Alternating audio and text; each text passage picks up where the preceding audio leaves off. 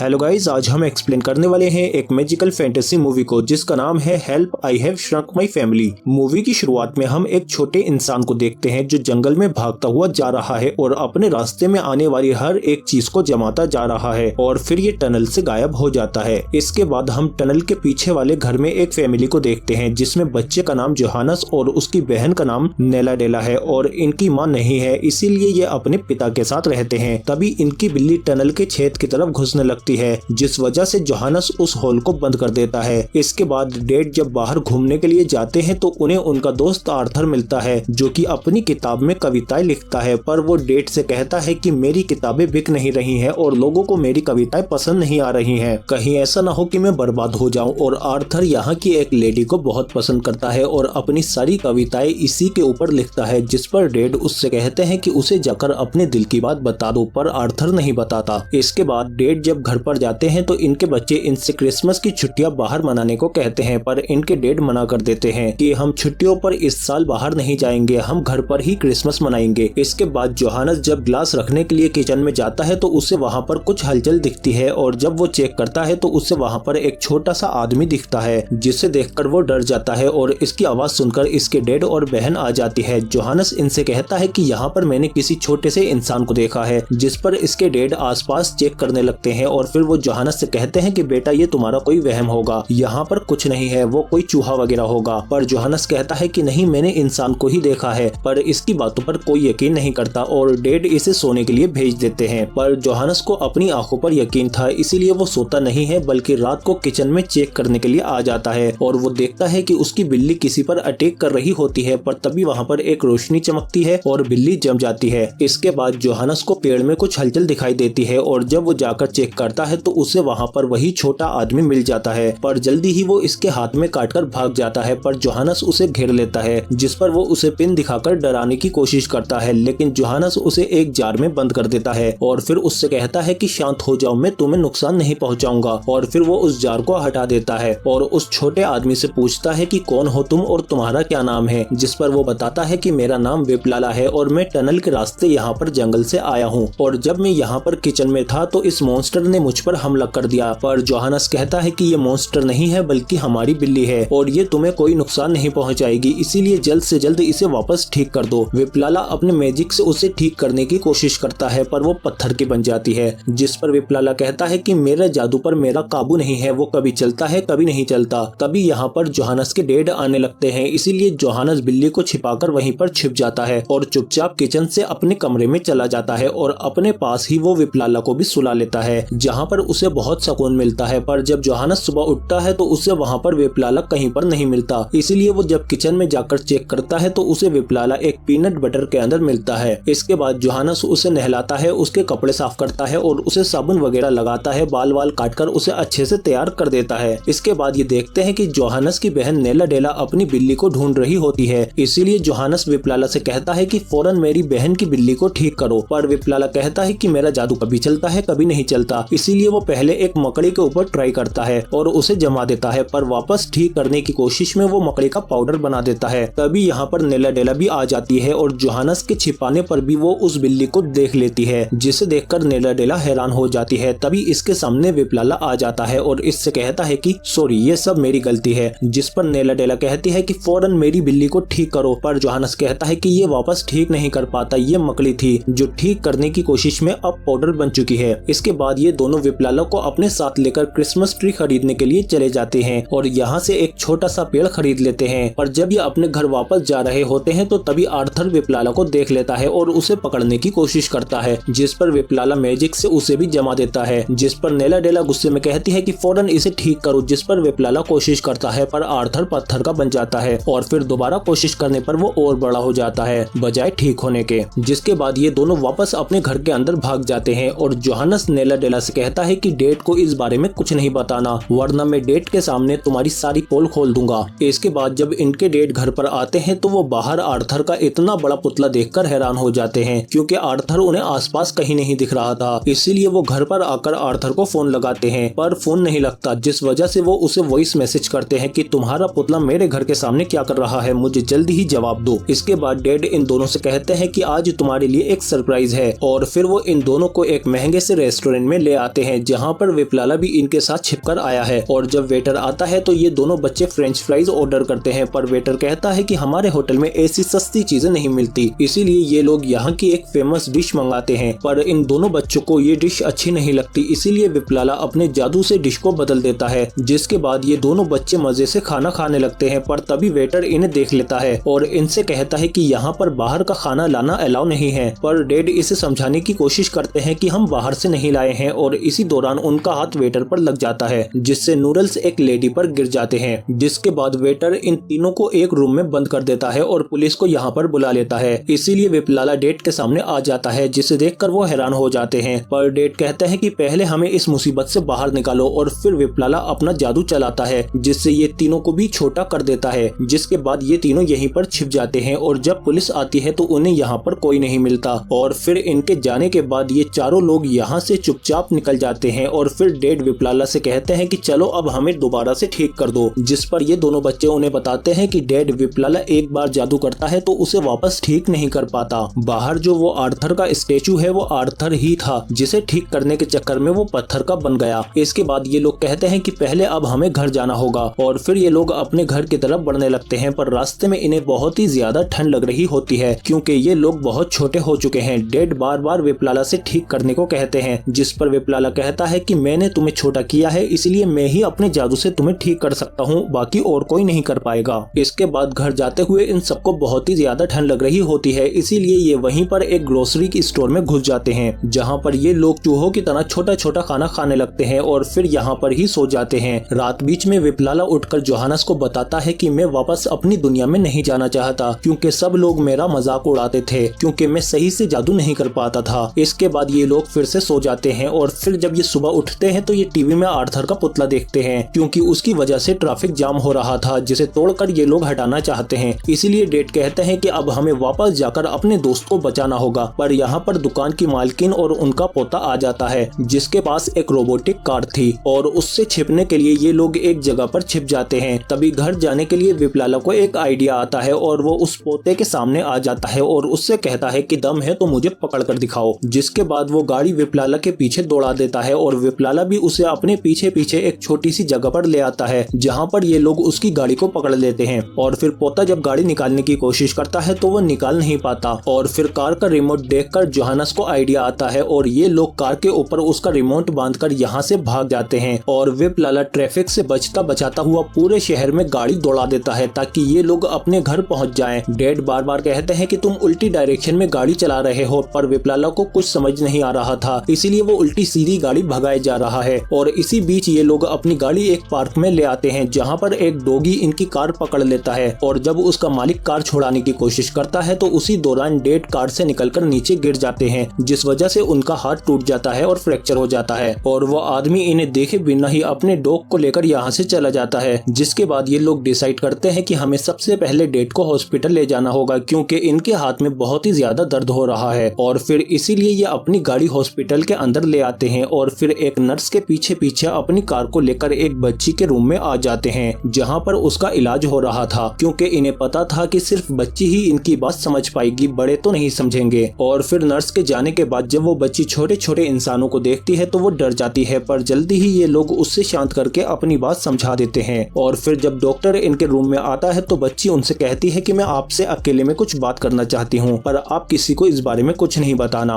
और फिर वो डॉक्टर को इन छोटे छोटे इंसानों को दिखा देती है, जिन्हें देखकर डॉक्टर चौंक जाता है, पर वो इनकी बात समझ जाता है, और फिर वो डैड का इलाज करके उनके हाथ पर प्लास्टर चढ़ा देता है। और फिर जब ये रात को सो रहे होते हैं तो जोहानस विप्लाला से कहता है कि अब हमें ही वापस घर जाकर आर्थर को ठीक करना होगा, वरना वो लोग सुबह होते ही उसे तोड़ देंगे। और इसीलिए ये लोग बच्ची के नाम से पिज्जा ऑर्डर कर देते हैं, और जब पिज्जा वाला यहाँ आता है तो ये दोनों उसकी गाड़ी में बैठ जाते हैं। पर जब नेला डेला उठती है तो वो डैड से कहती है कि यहाँ पर जोहानस नहीं है, वो घर गया होगा और हम उसे अकेले नहीं छोड़ सकते। इसीलिए ये लोग बच्ची के साथ नीचे आ जाते हैं, और बच्ची पिज्जा वाले को रोक लेती है कि पिज्जा मैंने मंगाया था। और फिर ये दोनों चुपके से जोहानस को अपनी ओर बुला लेते हैं कि हमें छोड़कर ऐसे मत जाओ। इसीलिए जोहानस उनके पास कूद जाता है, पर विप्लाला के कूदने से पहले ही पिज्जा वाला गाड़ी लेकर चला जाता है, और विप्लाला इनसे दूर हो जाता है। और फिर वो बच्ची चुपके से इन तीनों को यहीं पर नीचे छोड़ देती है। और फिर जब ये लोग अपने घर जाने लगते हैं तो जोहानस अपने डैड से कहता है कि हमें विप्लाला पर यकीन करना चाहिए था, तभी तो उसका कॉन्फिडेंस बढ़ेगा और वो अपना काम ठीक से कर पाएगा। और इधर गाड़ी पर हम देखते हैं कि विप्लाला गाड़ी से नीचे गिर जाता है और उसके पास बहुत सारे कबूतर आ जाते हैं। और फिर कुछ टाइम बाद इन तीनों के सामने भी एक कबूतर आ जाता है, पर उस कबूतर पर विप्लाला बैठा हुआ था क्योंकि उसने कबूतर को काबू करके उसे अपना दोस्त बना लिया था। और फिर विप्लाला इन तीनों को भी कबूतर के ऊपर बिठाकर वापस इनके घर पर ले जाने लगता है। पर घर जाने के बजाय विप्लाला एक बिल्डिंग पर रुक जाता है और इन्हें बताता है कि जब मैं अपना जादू दिखा रहा था तो मेरी दुनिया के सभी लोग मुझ पर हंस रहे थे, इसीलिए मैं बेकाबू हो गया और मेरे जादू की वजह से वो सभी लोग पत्थर के बन गए। इसीलिए मैं घर से भागकर तुम्हारे यहाँ आ गया